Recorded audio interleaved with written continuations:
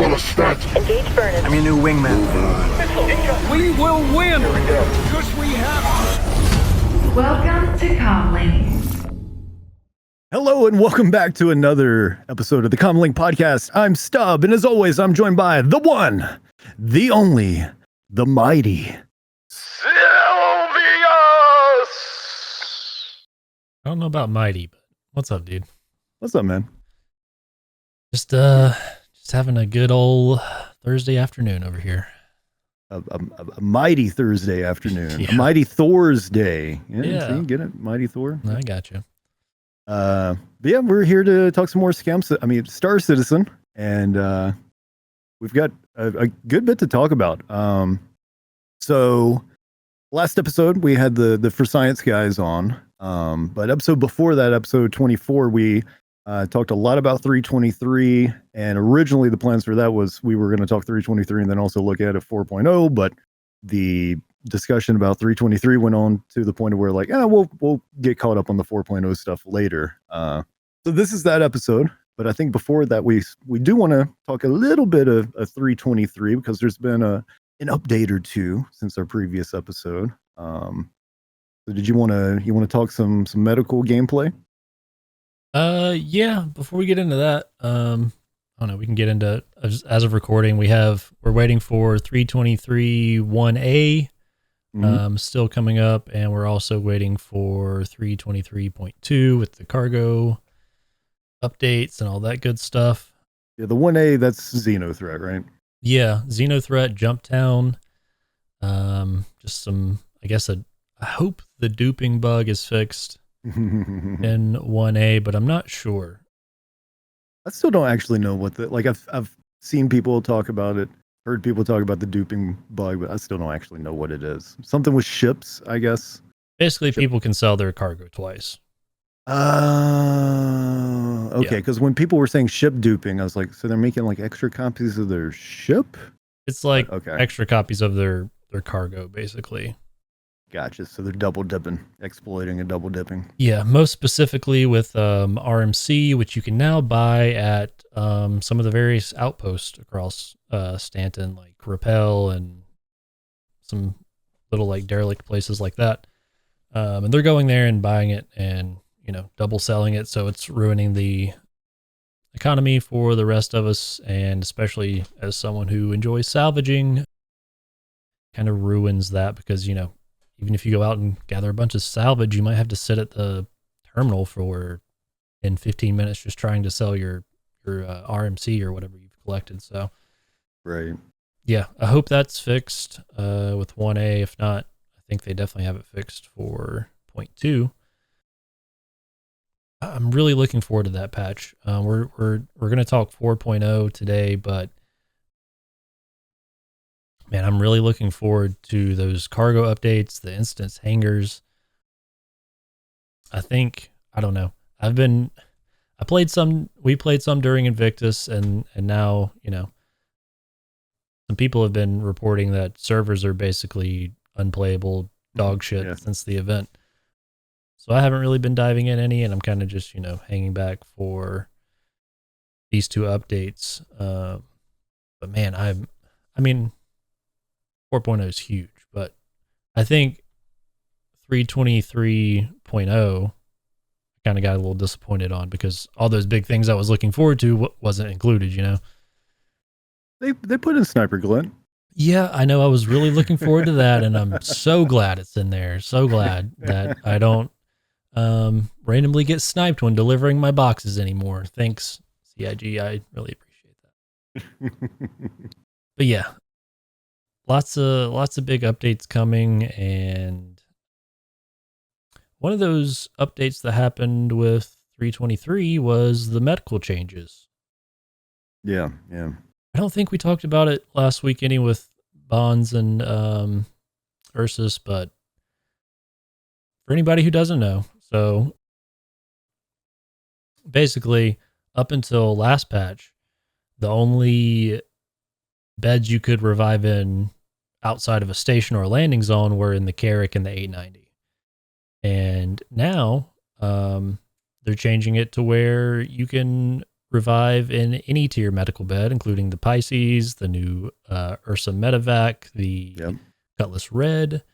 Anything like that is allowing you to now respawn. So I think a lot of people,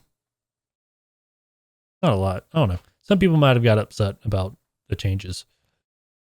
But Well, I know there's a lot of discourse over it being, and I don't think this is the case, but a lot of people were like, "Oh, this is just so they can sell a whole bunch of nurses, right? They add this medical gameplay change simultaneously with putting out a new vehicle that has a med bed in it." I don't completely buy into that, but I did see some people, chiming in with that here and there. I think I did see a dev say that they were kind of working on changing their respawn mechanics for a while now, and it just kind of just so happened to line up with the release of the Ursa Medevac, but believe what you will. But overall, I'm okay with the change, but obviously they need to add some more stuff in there to make it like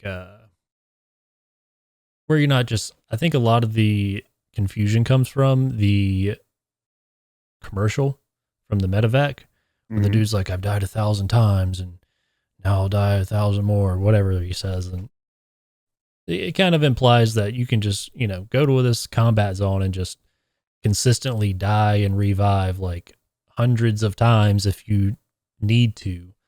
Right. But I don't think that's the long-term plan. No. For what CIG is doing. They can do things. Death of a Spaceman cancels that out pretty well, like once it's in game and implemented.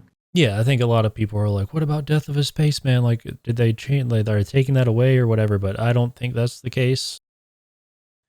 And Death of a Spaceman is, I'm pretty sure still in the plans.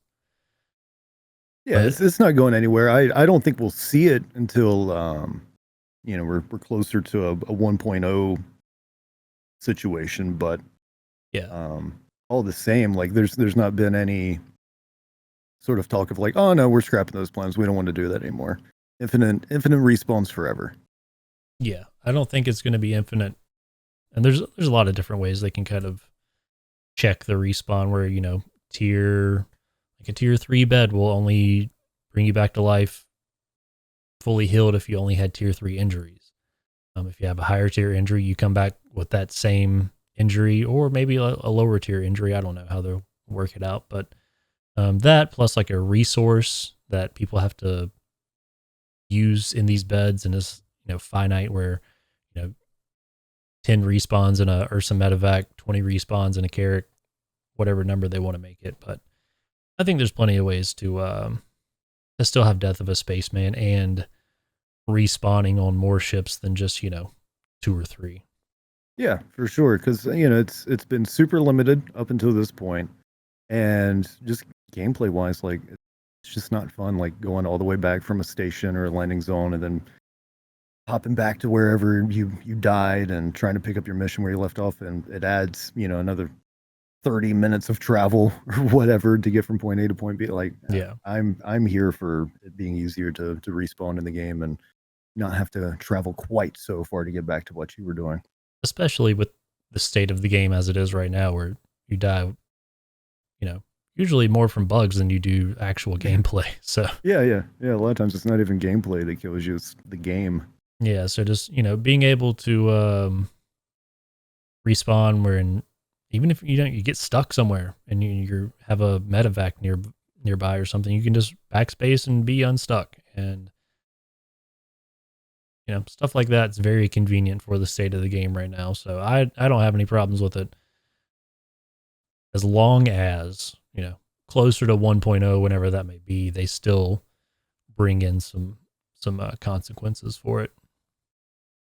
Yeah, I think they will. But like I said, who knows how long it's going to be until 1.0 shows up in Death of the Spaceman, but yeah, still on the table for sure. But also, speaking of the NERSA or whatever, I'm gonna go ahead. I'm gonna do our plug real quick for the giveaway that we've been running over on Twitter /X, whatever, for the Drake Cutter Rambler with LTI. We're only 9 followers away from us being able to finally give that thing away. Yeah. And the next giveaway I've already secured for us is going to be an Ursa Medevac, aka the Nursa with LTI. So nice. But I'm not doing that. I'm not doing that until we give away the cutter, right? So we've got to hit that goal of 100 followers on Twitter first, but then after that, or shortly after that, the Ursa Medevac /Nursa giveaway is going to happen. So that's exciting. I didn't realize we were getting so close to giving it away. Yeah, but the cutter, yeah. Yep. Yeah, we're real close. So for anybody that's not entered that and you're interested, at CommLink Pod over on Twitter /X, all the details are pinned at the top, so you don't even have to look far for it. But it's at CommLink Pod on Twitter. Yeah, I would love to be able to announce the winner on the next podcast episode. That'd be cool. Yeah.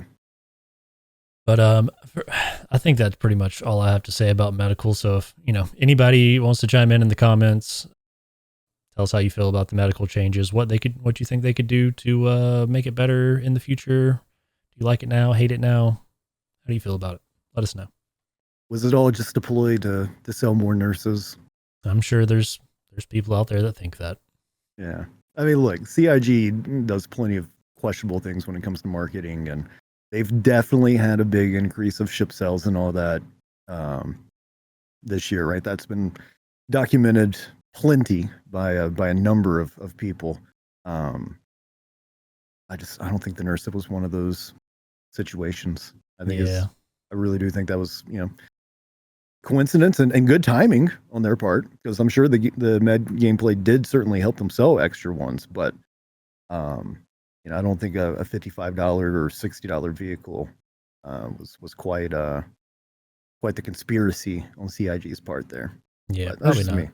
If we want to get into conspiracies, we can start talking about the the Hornet series, where they're taking away the Mark 1 models from the pledge store and in-game dealers, but they said it'll still be earnable in-game somehow or another. Yeah, they didn't specify how, but yeah, it's a little strange they're taking it away out of game stores too. Yeah. And off the pledge store, but I don't know. CIG going to CIG. I'm guessing that it'll probably either be, unlocked via some sort of quest chain, or maybe something with Arena Commander. I don't know. But yeah, I don't know. It was a little strange where they were like, it's your last chance to get it now, like before it's gone, and like that feels a little bad, but it will be cool when you see one in the game and you're like kind of like see it as a classic car almost. Mm-hmm. I think it'd be cool if they kind of did that with some other ships maybe, but like when you see it you're like, oh wow, I never see one of those, but I don't know how they would do that, but yeah, I mean, and also the other thing too is, so even though it's going to be retired or whatever, they also said they'll still bring the Hornet Mark 1 and all the different variants up to gold standard at some point too. So yeah, so if you already own one or whatever, it's not like they're just never going to touch them again or tune them or anything. So yeah, it's just a matter of when is that pass going to happen for the Hornet and the variants, and also how exactly is it going to be obtainable in game going forward. It would have been nice if they would have given us that info with that announcement. I do think that was a misstep on their part. Yeah, they definitely should have been like, you can't buy it anymore, but you'll be able to earn it this way. And I think that would have cooled down some people as far as, oh, they're trying to take my money. Yeah. Maybe it'll only be obtainable through some sort of content in the Pyro system, and that's why they're keeping their lips sealed for now. Maybe, or maybe they don't know, or maybe they don't know. It's also that possible. being possible. But bringing up Pyro makes for a good segue into this week's main topic. We're going to be talking 4.0. So currently scheduled for Q3 of this year. They've been saying summertime.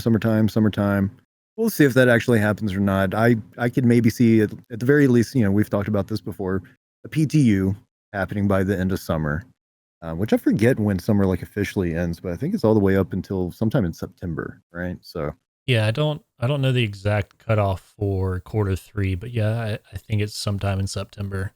yeah. But yeah, when does summer end? I can definitely see like I don't, just being a realist here, I don't think we'll have it in live by the end of summer. No. But I don't like either. you said, I could definitely see open PTU, or at least mostly open, like wave 3 or 4, something like that by the end of September, something like that. Yeah, so summer ends September 22nd. So I can see, PTU for 4.0 happening by that point. But as far as 4.0 hitting live, I'm thinking Christmas. maybe December. We've been joking forever, Pyro for Christmas, and we've been making that joke for years. Before we ever started the podcast. And I think maybe this year we actually do get Pyro for Christmas. Yeah, I do think we'll have it in some capacity, 100% by Christmas. Yeah. Hopefully it'll be good. I could see them maybe getting 4.0 out in like November, right before Invictus, not Invictus, IAE.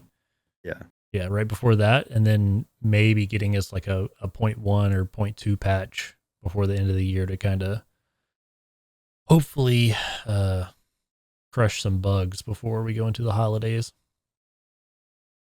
Yeah, so similar maybe in the way the 322 dropped with Invictus.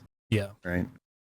Yeah, I feel like there's always that weird time where they're like have a patch that needs to go out, but then they're like, well, it needs to cook a little longer, but then there's an event coming up and they're like, well, we got to get it out. So they push it out and this is what we get. So, yeah. Well, so, and I promise we're about to go through the release view to talk 4.0 in detail, but do you think that, because with the IAE, there's also another free fly that happens, right? Do you think they let a bunch of people try out Pyro for free right away? Because I could almost see them do IAE and then drop 4.0. yeah, maybe. I mean, they said like back after CitizenCon and we had the Pyro playtest, we're like, don't worry, it's going to be back. You're going to get to do it again because we need to test some more stuff. And then it's June. Yeah, it still hasn't happened. June. We haven't heard a single thing about it. Yeah, they haven't been like, yeah, we're considering it soon, or no, it's just not going to happen, or they just radio silence. Yeah. So, but we'll see how that shakes out. It could go a lot of different ways. 4.0, you got your release view pulled up? Oh yeah. Everybody at home, you got yours ready? We're going to take it from the top, and I'm not going to read every single entry. Like under locations, there's 15 different entries, but we'll talk about all the big meat and potatoes of it. So first up, they've got additional player customization, right? We've known that they're gonna be adding more faces and such to the mix. Love doing some customizing. Yeah. Some of the custom characters, who is it? Buster the Destroyer has been making for people. Yeah, and those are pretty good. Yeah, she's been posting those over on Twitter, and some of them are really, really close to the real thing. So, I'm assuming adding more faces to the mix and all of that will, make people be able to get things even more accurate. For those that are either trying to make characters to look like themselves or look like celebrities or whatever. So nobody's sent me Stone Cold yet, so I'm still waiting on it. Plenty of Jareds out there, but yeah, still waiting on the Steve Austin. But yeah, so new hair and face options coming. Then we get into locations for Pyro, right? So we got Pyro 1, Pyro 2, Pyro 3, Pyro 4, Pyro 5, Pyro 6. So a bunch of planets and moons. They also list jump points, right? So introducing the first jump point into the PU, which technically, I know it's not operating, but technically, there's already the jump points in Stanton, right? We've got 3 different ones right now. They're just not online. Yeah, But, the stations and all the infrastructure is there, but yeah, can't use them.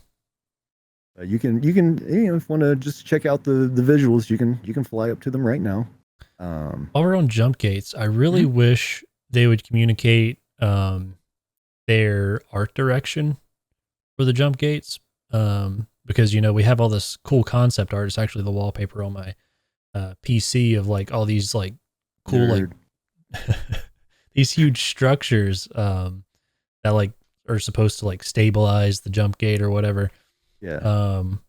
But we don't have that in Stanton right now. When you like go through the jump gate, I think you kind of fly up to the end of the billboards and everything there, and then it just kind of like it's just like a kind of shimmery effect that you can fly through or something like that. I haven't, I think Evocati and stuff got to test it at one point, but yeah, I really wish they would be like, yeah, we've changed our direction on what they're going to look like. They're just like, these strange looking little, like, I don't know, like interdimensional holes or whatever, just randomly, or if they're actually going to add these huge structures at some point that you have to fly through. Because I really like them. I think they look cool as hell. But maybe there's some technical limit or something where they can't add them. I would really like to hear more about why they're not there. Yeah. But they did do the Evocati test or whatever, because remember it was Mr. Trash was the first one to use a jump point.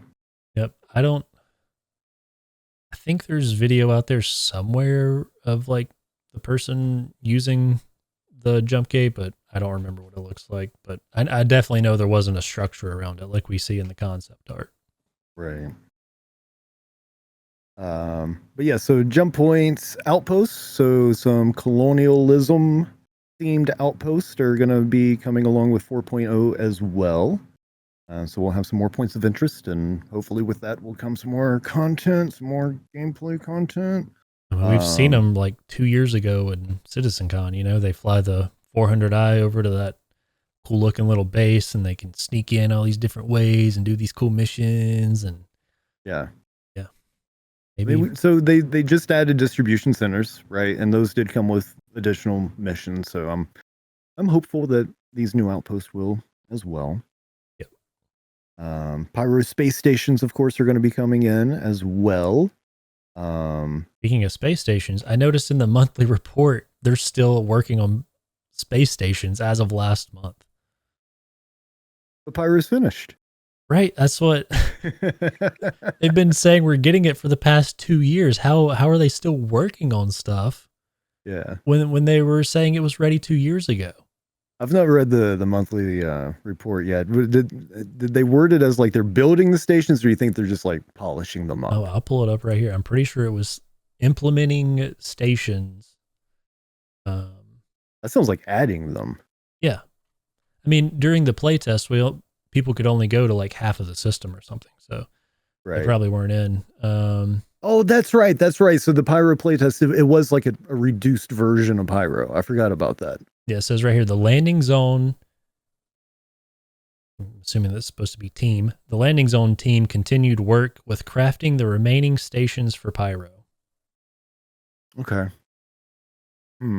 Well, if they had server meshing working like a year ago, were they just going to give us like half of Pyro? Right. What? I mean, maybe they did it with Stanton, right? We didn't get Stanton as it is today all in one go. Yeah, that's true. So, you get ArtCorp, and then you lose Levski and add Microtech and, all the other stuff. I wonder if that's the reason I'm sure they're still working on server meshing tech, but I wonder if they've kind of like, been like, yeah, it's fine. We don't have to push it out right now because they want all of it to be ready when it goes live. Yeah. See, that concerns me though. So what concerns me about them still adding locations to Pyro that we would have thought were already in there? It's like, so how much work has been done on other systems so far? Yeah. Like working on server tech, everything going on with server meshing and all that. Like I get it's been a long process. You know, it's new tech. They're building from the ground up. It's going to take time to cook. But the people building out locations, I would imagine, are the same people working on server meshing, right? Those are server engineers and such, not level designers, not people working on art assets, not people that are working on lighting rigs and such. Yeah. Yeah. Has anything been done on other systems? You know what I mean? Well, we know like Odin has to be done, right? For Squadron. Right. So we know at least Odin and whatever other systems they're going to send us to in Squadron are probably done. Okay. Yeah, that makes sense that they would be building some already for Squadron 42. That's a good point. Yeah, so I don't know, man. I would have been fine with them giving it to us like in pieces, kind of like Stanton, but also like Pyro's not like a super populated system, you know. There's no major landing zones. Like obviously they have like Ruin Station and some big points of interest in the stations and stuff, and there's a fairly good amount of them too, I think. But you know, it's basically just a bunch of moons and planets and some space stations, right? There's no like landing zones, like no equivalent of like a New Babbage or a Loreville or an ArcOrb or So what? Or Area 18. Yeah. So I mean, it's hard to tell because who knows how long the location artists have been working on Squadron, building out Odin and whatever other systems they've been working on, and now hopefully those people are moving over to work on more systems for the PU. We got to hit that 100 number. Yeah. Good luck. I'd be fine with 10 really fleshed out ones and lots of content for them, but yeah, I'm sure Chris is still back there shooting for 100. So yeah, again, we've talked about that before, right? It would make sense for the majority of them to be pretty barren and empty for players to build. Yeah. In so, you know, you just got to throw some blink planets, maybe with some, you know, wildlife and foliage and all that good stuff. But as far as fleshing out landing zones and all that, let us do it. Give us the tools to do it. Let us do the work. Yeah, so that's where I sit on that. That would be cool. Some totally empty systems with like lots of resources that people are going to want to fight over and strategic locations, stuff like that. So yeah. Hopefully in the future, have some nice space territory wars. You know. But yeah, so adding Pyro space stations. Let's see. It lists more moons. And then we get to AI. And the one entry under the AI, Space Cow. That's right. The quasi grazer. So I guess the Copian and the the Maroc or what? I'm not sure of how you pronounce. Right. But maybe those will be the only wildlife in the game up until 4.0. So it's not going to be until 4.0 when we get at least another announced one. Maybe they'll surprise us with some ones that they're secretly, working on behind closed doors. And I don't never say never, but as far as announced wildlife, it looks like we're waiting until 4.0. Yeah, for sure. I don't think they're going to slip one in there for 3.23.1 or anything. So maybe we get 2 or 3 when 4.0 comes out. They're just not sure how far along those are. But we didn't mention when we started reading these cards that these are all still tentative. They're not committed. Right? Oh, yeah. Which I was going to kind of circle back to that once we get through all these anyway. Yeah. But yeah, that's a good point. And while all of these might not necessarily make it into 4.0, there's also on the reverse of that, there could be more stuff added as we get closer to 4.0 too. I mean, we're at least 3 to 4 months out. Yeah. So I would hope there would be a couple more cards added between now and then. Mm-hmm. Yeah, for sure. But yeah, underneath AI, we've just got that space cow for now. And then gameplay, some juicy stuff in here. We've got the fire hazard, right? So implementing the fire hazard system on a select few vehicles. So it's not coming to every single thing in the game right away. I didn't even notice that. I didn't even notice it was on a select few. Mm-hmm. Oh my God. Jeez. I'm assuming it'll be the big boy ships, right? The Carrack, the 890, maybe the Connies. It says maybe select the Reclaimer. Few, and in my mind, a few is 3 to 4. Yeah. So, the Polaris. Sure. What other newer ships do we have? The Zeus, maybe. Yeah. Trying to think of just like newer stuff coming out that might have it, but yeah. God. Yeah, I was just kind of thinking that it would be like the bigger like multi-cruise ships at first, your hammerheads and such. Hammerhead, C2, A2, stuff like that. Yeah. God damn, it's edgy. Definitely for 4.0, it's not coming to every ship. Maybe in 4.0.1. Maybe. Engineering is next. So implementing engineering gameplay into ships, including power management and repair. So anybody interested, you can currently get your hands on a little bit of engineering gameplay right now in Arena Commander. I haven't. Have you? No.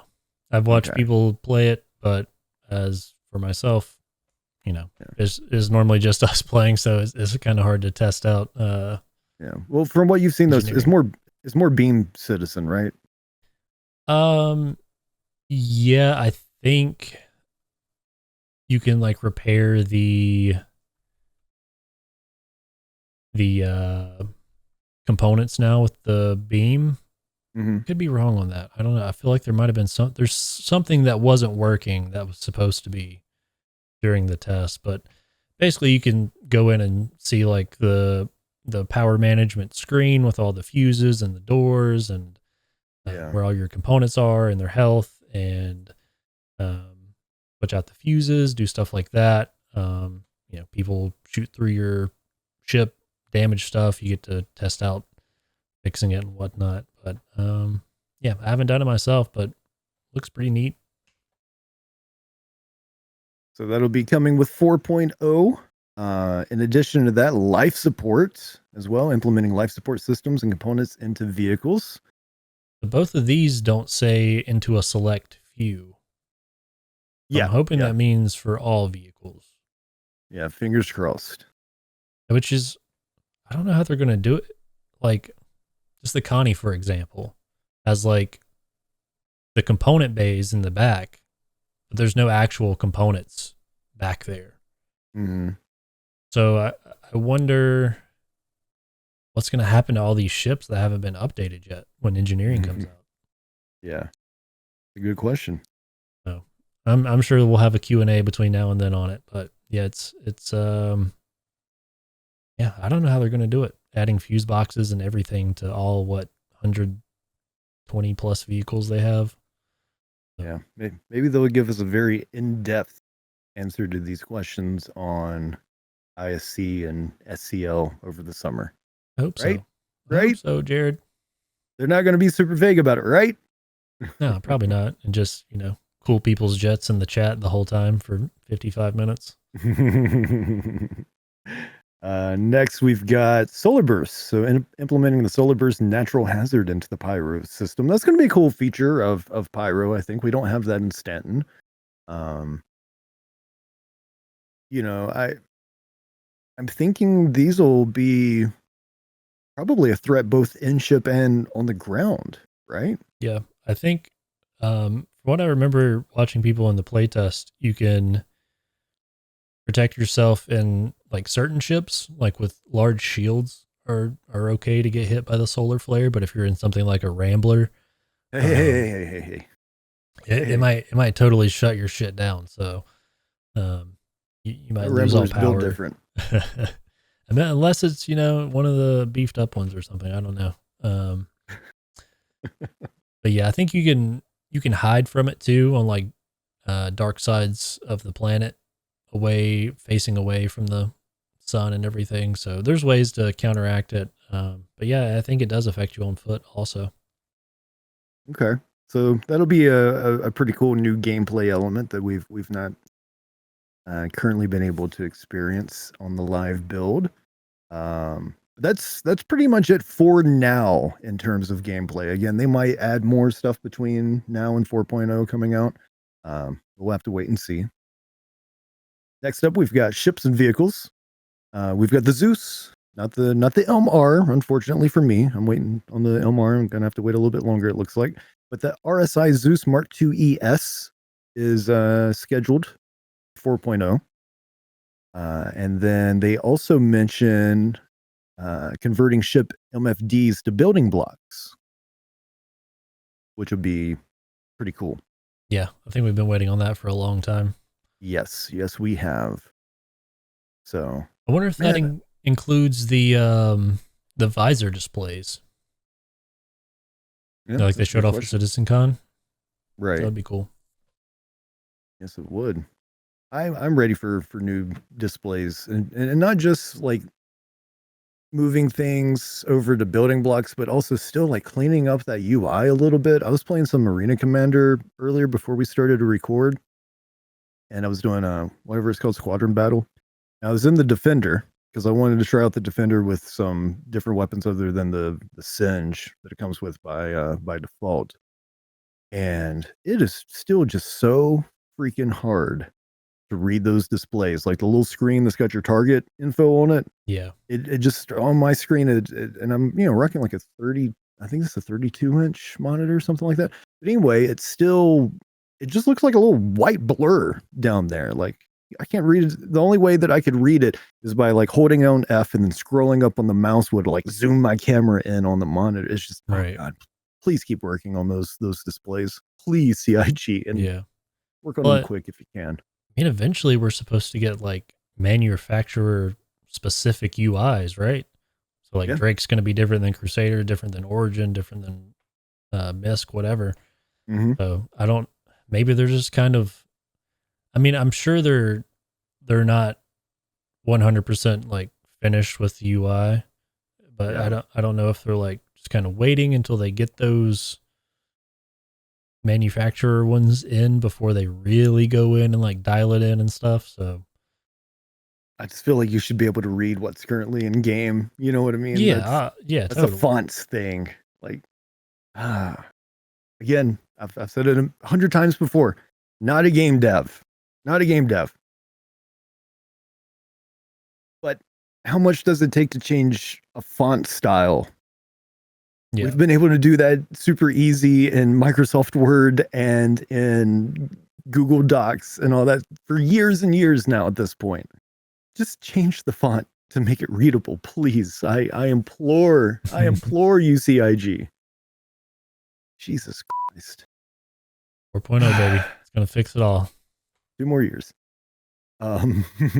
Weapons and items are up next. So we're getting some multi-tool updates, adding additional functionality to the multi-tool, including cutting and consumption of batteries for operations. So more resource management is on the way. Your multi-tool is going to run out of charge at some point.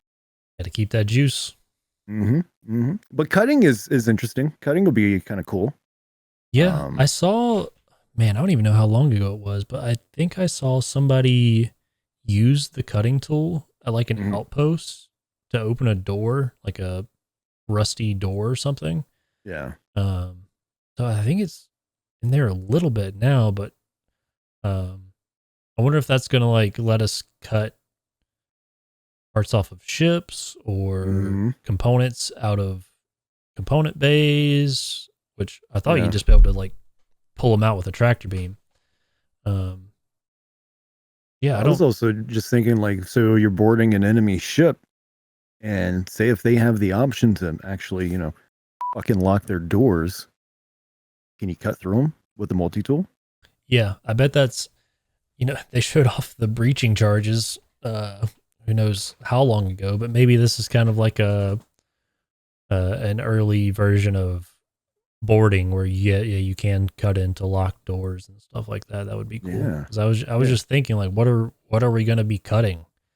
So I was just thinking about sense. the cinematic masterpiece Star Wars Episode 1, The Phantom Menace, towards the beginning where, Qui-Gon and Obi-Wan are cutting through the blast doors. Yeah. Maybe it's just Qui-Gon, but anyway, something like that with the multi-tool, to where, okay, say if you have blast charges handy, maybe that's a really quick way of going about it. But if you don't have blast charges, maybe still with the multi-tool, it might take you longer to get through the door, but eventually you could kind of cut your way through it. I think that would be pretty neat. But that's the stealthy way. Or the stealthy way. Yeah. Yeah. Because you can kind of break into most doors by shooting them enough to where their health pool or whatever it is drops enough to where they open. But maybe they'll change that to where you can just cut them open, into ramps into ships, doors into ships, all kinds of stuff. That'd be cool. For sure. Adding on to that with the multi-tool, so charge and drain, adding functionality to the multi-tool to allow draining and charging power to objects. I'm assuming is part of engineering. Yeah. That makes sense. But that draining kind of makes me once again think about, piracy and boarding somebody's ship, being able to go up to their components and, even if you're not blowing up the component or whatever, or removing it, maybe you're just draining its charge or whatever. Yeah. That could be neat. They're adding fire, so of course we need fire extinguishers. So those are coming as well, implementing functional fire extinguishers in game. Can't wait. Anything to say about the exciting firefighting gameplay? It'll be fun to use them on the 3 ships that it works on. I guess.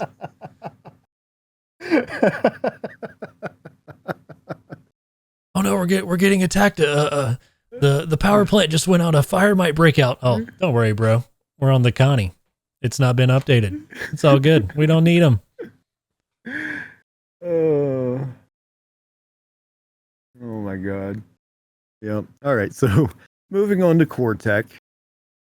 Transit system refactor. So reworking the transit system for server meshing compatibility.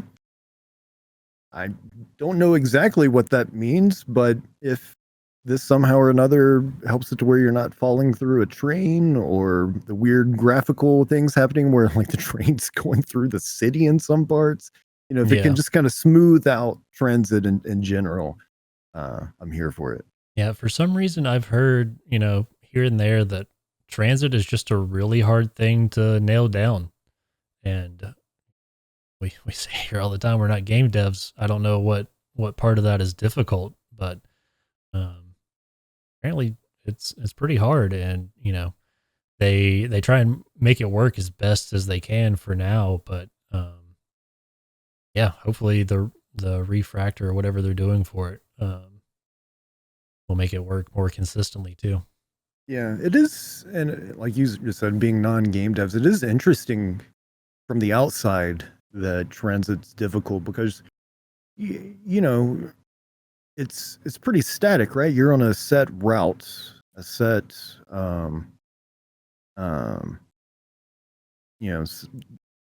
number of possible destinations. It's not like a ship where you can fly it in any given direction or whatever. Like the train's just going from point A to point B, and the way that it gets there isn't changing. The destinations are staying the same. So like, why does it get wonky sometimes? Yeah. If you're a game dev and please chime in. Yeah. No, it's not really important curious as to about why, that. but yeah, I am curious as to why it's such a hard thing to nail down. Yeah. Also underneath core tech, we've got the mission system refactor. So reworking the mission system for server meshing compatibility. Okay. I think as of the last playtest, I think I'd be wrong here, but I think missions weren't transferring when you went from one server to another. Oh, okay. I don't think the missions were transferring over. I know right now we're losing them through like when the server goes down and we have the replication layer spinning back up, you lose them during that. But I also think there was something going on between, switching servers and the mission not working, something like that. So it's like somehow or another the game just loses the information that you've accepted this mission when you're moving from server to server. Yeah, I think, so what if you have one in Pyro and you go to Stanton and then it doesn't work or whatever. So maybe there's something there between the communicating servers that they have to figure out to where it will notice you're tracking that mission across all the different servers. Yeah. Okay, that makes sense why that would definitely be a problem, right? Because I would imagine there would be quite a few different types of inter-system missions, right? Whether it's hauling cargo, from Stanton to Pyro, or from Pyro to Stanton, or whether it's chasing a bounty who's going from one system to the next, or maybe it's a salvage mission, or whatever it is. Maybe it's even some sort of crazy bunker mission where somebody's put out a distress signal from Pyro. It's like, oh my God, there's a bunch of pirates here. Please, somebody clear this out for us. And, you can accept Stanton and then make your way over for a nice juicy payday. Something like that. You just mentioned bounty hunting. And, my pods are ready. That's going to be interesting how it works with server meshing. And maybe that's kind of what they're pointing at as more like rescue beacons and travel beacons and stuff, because if I'm over on Microtech and somebody over on Hurston requests medical assistance, they might be on a totally different server. So somehow the backend has to communicate that I'm on this server, but I want to go to the server he's on so I can rescue him. Or my bounty is on a Crusader server when I'm over at Microtech, and when I get to Crusader, I want to be on the same shard or whatever they're calling it that he's on. Yeah. I'm who knows how they're making that work, but something's gonna have to tell the game to put you on the right server when you're doing stuff like that. I'm glad you just brought up that example of like maybe you're over at Microtech and you've got a bounty over at Crusader, because I sometimes forget that with server meshing, it's not just meshing together Pyro and Stanton, but even within the system, you'll have different servers going on as well. So it makes sense that, this refactoring that they're doing is not just for Stanton to Pyro, Pyro to Stanton, but also within the systems themselves as well. Yeah. So anyway, speaking of server meshing, the next big item on the release view for 4.0 is server meshing version 1. So the initial implementation of server meshing enabling multiple servers per shard. That's also the last thing on the release view. Gonna fix all of our problems. Right. Yeah. Oh man, It might help some performance issues here and there, but there's still a whole lot of game dev that needs to happen.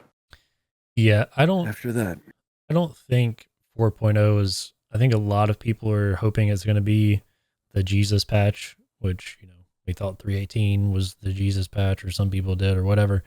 Yeah. But I don't think it's magically going to fix everything in the game. It's definitely going to give servers a little more leeway as far as like tracking a lot of objects and stuff. Yeah. And I think we will see some improvements. Hopefully frame rate, stuff like that, with servers not having to track so much and they can just be dedicated to certain areas. But yeah, I don't think it's going to solve everything, but 4.0 might be a dumpster fire, and 4.1 might be better after they kind of patch it up a little bit. But it's gonna, some bugs are caused by just strain on the servers, not because the devs haven't gone in there and tried to fix it. It's just this server's struggling too much between the network performance and the frame rate and or whatever, and it just leads to hangar doors blowing you up when they're supposedly open, or falling through the planet, or just terrible FPS, stuff like that. I think will get better, but as far as like, will box delivery missions suddenly work? I don't think so. Right. And that's another thing too, right? Bringing online all of this new major server tech is another reason why I almost feel like 4.0 doesn't go on the live servers until after IAE. Like, yeah, do you want your servers to be an app? Like the 322 free fly went pretty well. Like servers were feeling okay considering you had a bunch of returning players coming back that haven't been in the game for a while to check out master modes and FPS changes and all that good stuff. But then you also had an insurgence of free-to-play players as well. And it went okay, which was kind of the first time that I can remember a free fly actually feeling pretty decent. You know, usually it's a huge strain on the servers. So you're bringing in all this new server meshing tech with 4.0. Do you want that to just have hit the servers and maybe be struggling just with already players that have paid their way into the game? Because you've got to imagine if 322 brought in a lot of returning players, that's not going to be anything compared to people wanting to check out Pyro. Right. Because we've been waiting on it for years. And I don't know. I feel like you do IAE and free fly and then you do 4.0. But I also said that about 322 and it worked out just fine. Well, but also 322 wasn't coming with server meshing.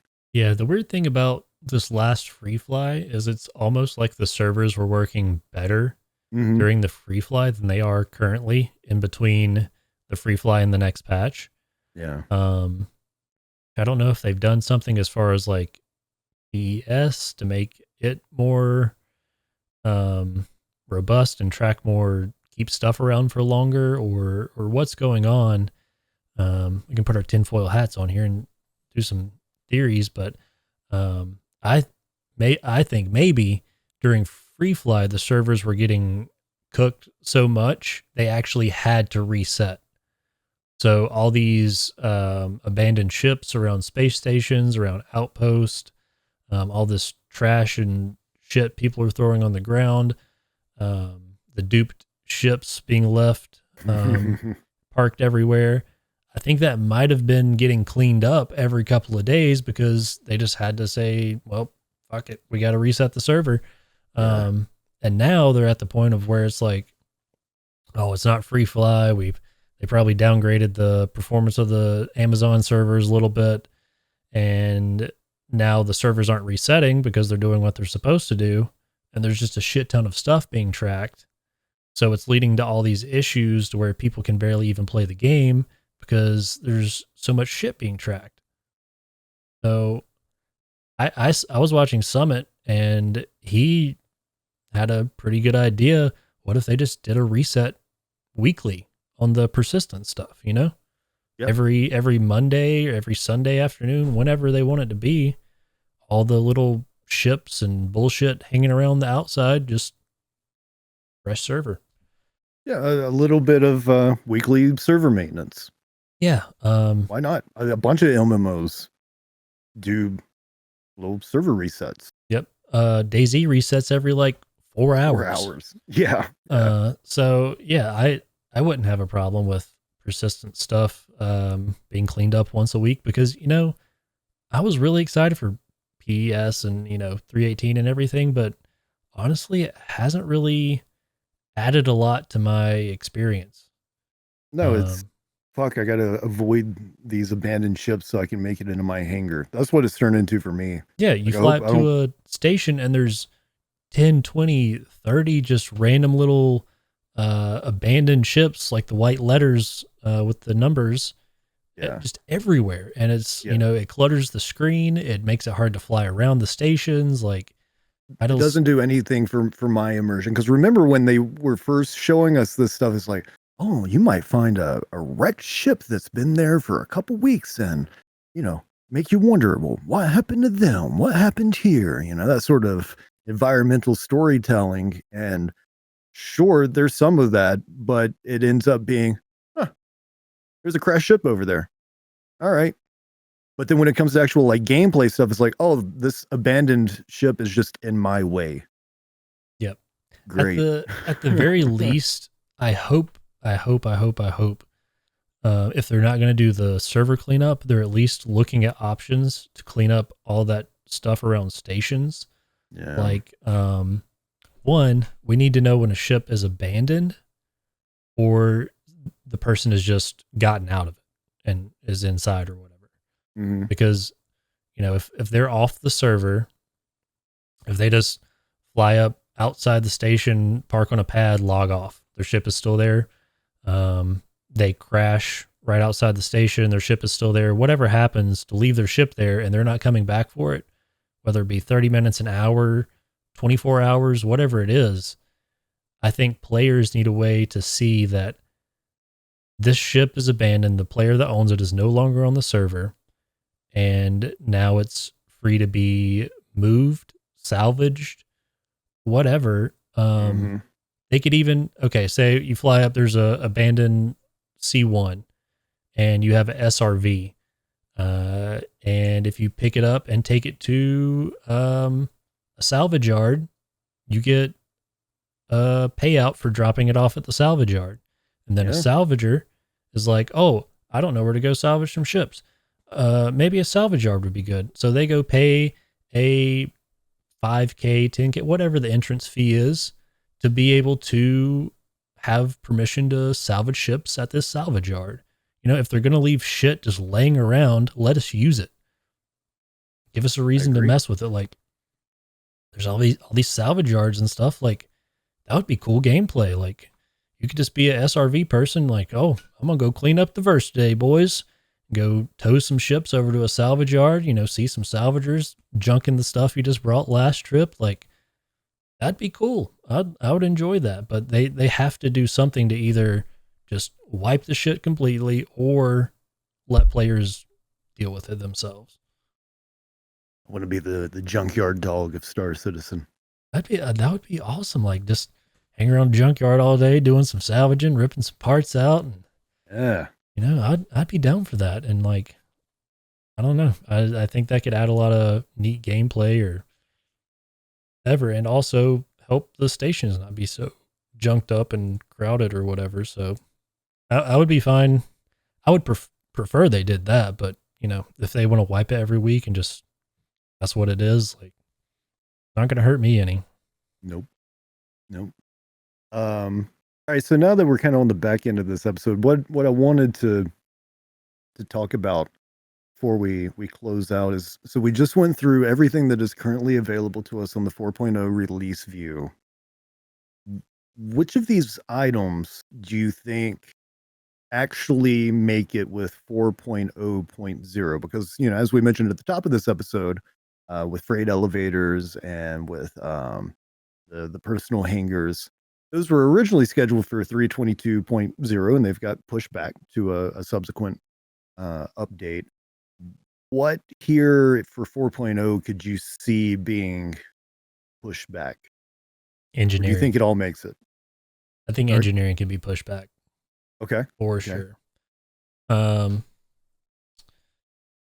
think the mission refractor, transit refactor, server meshing obviously is going to make it. Yeah,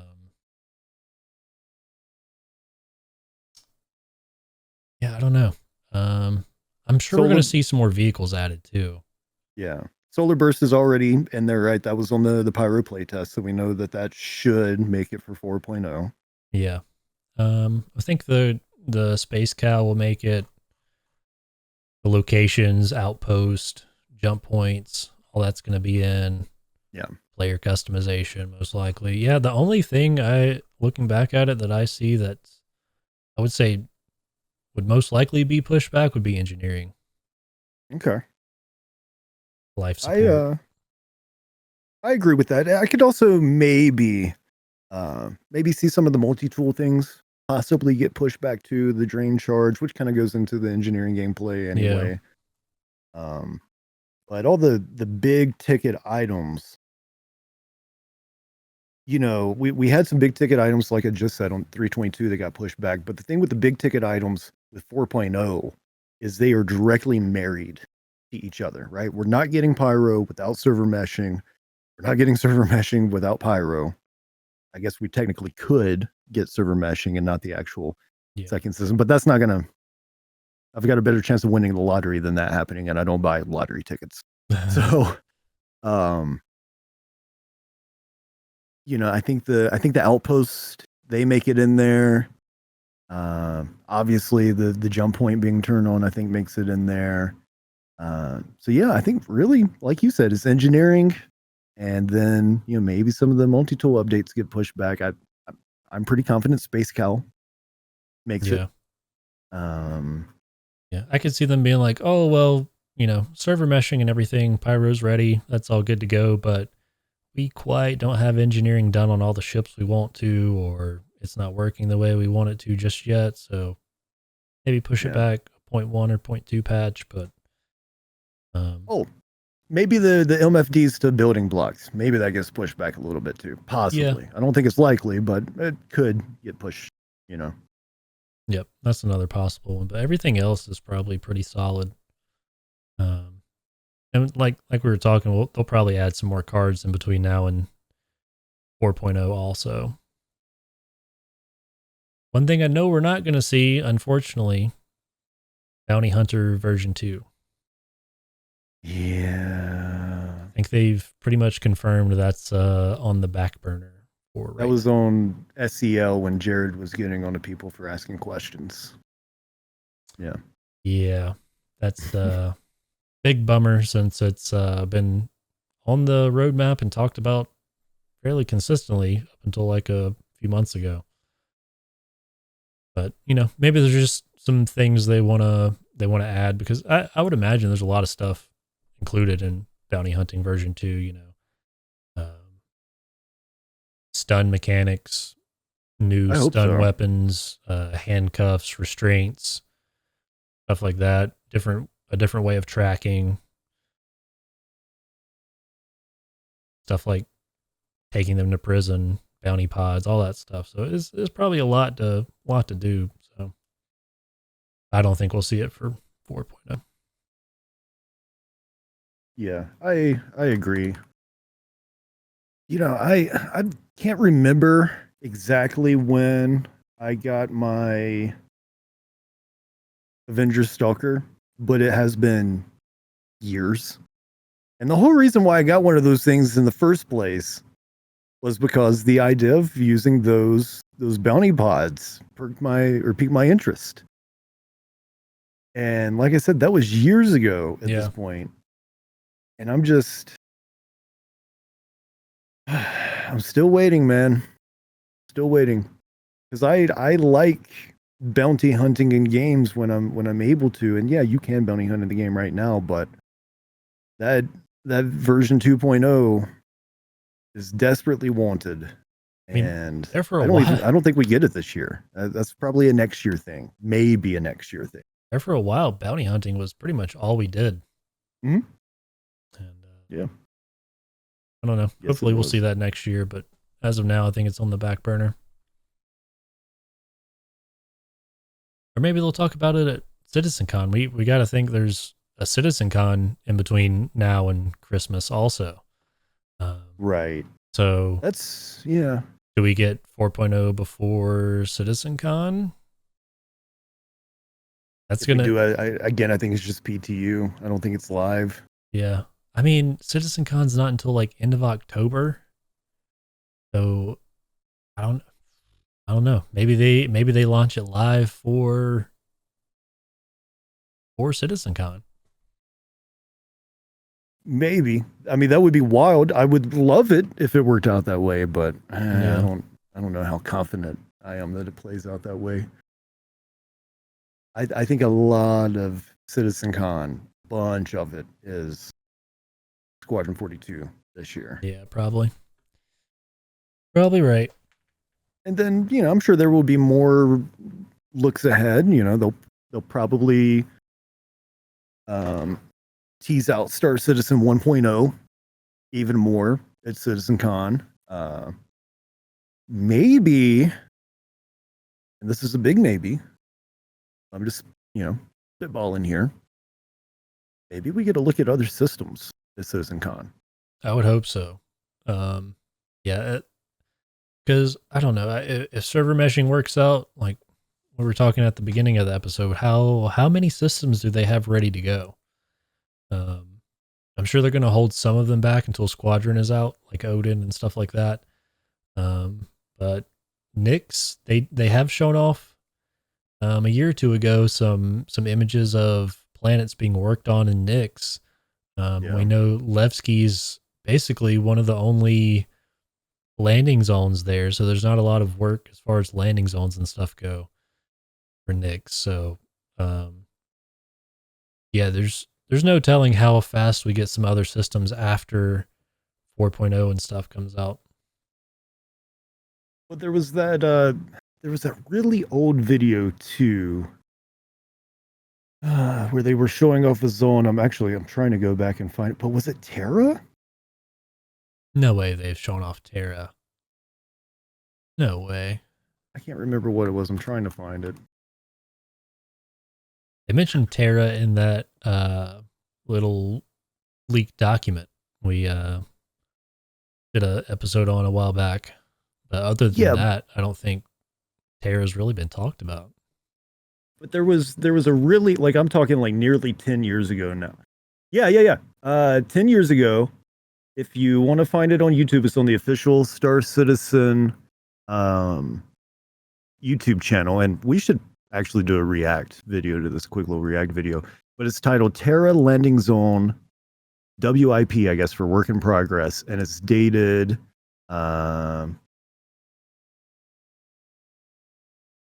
looks like September 6th, 2013. Wow. And even in the description, it says, this excellent preview of the Terra landing zone created by the Void Alpha team provides a sense of the planned planet-side experience. A reminder that this is a very early work-in-progress video. So at this point, whatever work was done in this video and shown in this video could be scrapped by now, and it's got a totally different look by the time it comes out in the game. But yeah, they have technically shown off some of Terra, and I've actually got it pulled up right now, and it looks pretty cool. There's like a bunch of ships flying overhead, almost like sort of like Coruscant style a little bit. It's not that traffic heavy, but there's a good number of them up in the air, and there's a little guy just running around outside of a building, making his way into what I'm assuming is Starport. Cool. Yeah, it's online. For those that are interested in seeing it. Again, just search Terra Landing Zone WIP Star Citizen, and it should come right up for you. Yeah, I'm sure it's definitely way old assets that have probably been replaced by now, because if any of the oldies in here remember how Area 18 looked when it first came out, it was like totally different. I mean, not totally. It still had the big buildings and everything, but there's felt a lot more atmospheric, I guess. More traffic flying around, stuff like that. There's videos out there of it if you're interested. Yeah. But yeah, that's cool if they've been working on it that long. So yeah, maybe if 4.0 goes well, we see another system next year. Yeah, I think once 4.0 does hit, I know we're wrapping this thing up, so I won't be too long with this, but I think we'll see the cadence of other systems coming online be incredibly faster than what we're currently used to, right? Where we've had Stanton for a long time, and we've been waiting on this one other one to come online with Pyro. I don't know if it's anything crazy like we get one every few months or anything, but maybe they can squeeze these out like every 6 to 8 months or something. I don't know. It would be cool if we got like another 2 each year for a couple years, and then slowly but surely faster and faster to maybe where we do get a new system every quarter or whatever. Yeah. But we'll have to wait and see.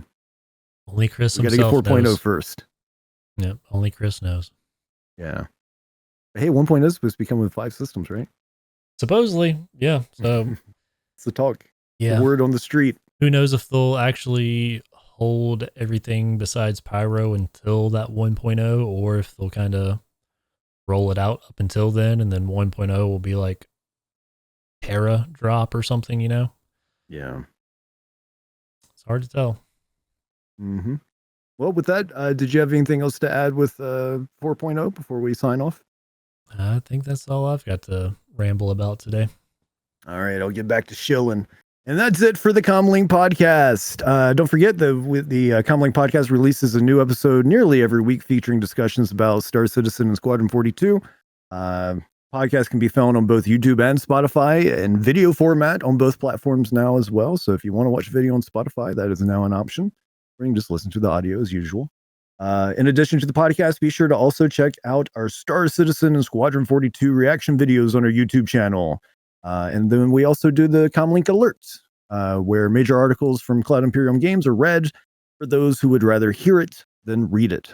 We've got a new monthly report we got to do soon for that. In addition to that, again, we are on Twitter and Instagram. The username for both of those platforms is @CommLinkPod.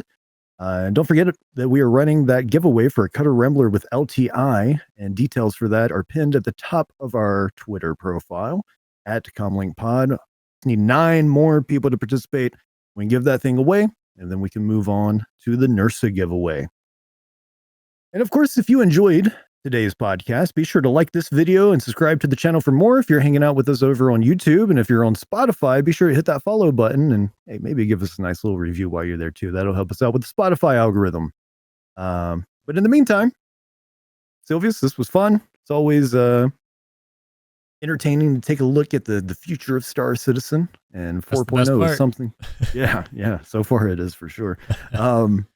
But it's always a good time looking ahead, and 4.0 is one that we have been waiting on for years and years at this point, and it seems like 2024 finally going to be the year.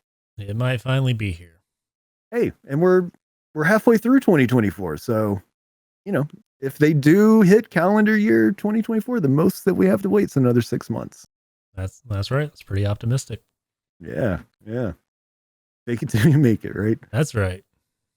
All right. Thanks, man. And thanks to you, the listener/viewer, for checking out CommLink. Until next time, thanks, everyone. Be safe and stay well.